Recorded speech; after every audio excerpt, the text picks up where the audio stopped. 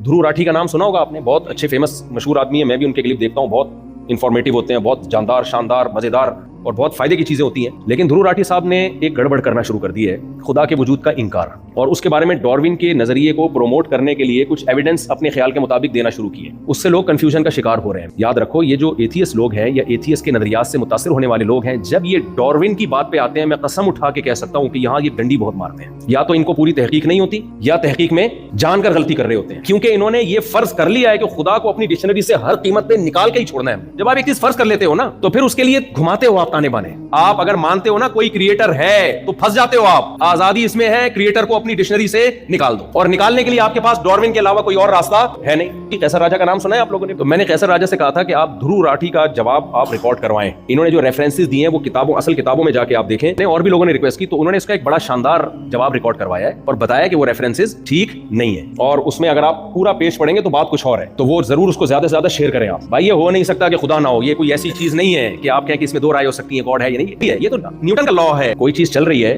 तो जब तक कोई रोकने वाली फोर्स नहीं होगी, क्या वो रुकेगी? वो चलती रहेगी। और जो रुकी हुई है, जब तक उसको उसमें मूवमेंट पैदा करने वाली कोई चीज ना हो, तो वो हमेशा क्या रहेगी? इससे पता चलता है कि इस मादे में चेंजर के बगैर चेंजिंग मुमकिन नहीं है। बताओ, चेंजिंग ज्यादा मुश्किल अमल है या क्रिएशन ज्यादा मुश्किल अमल है? वजूद में आना ज्यादा मुश्किल है।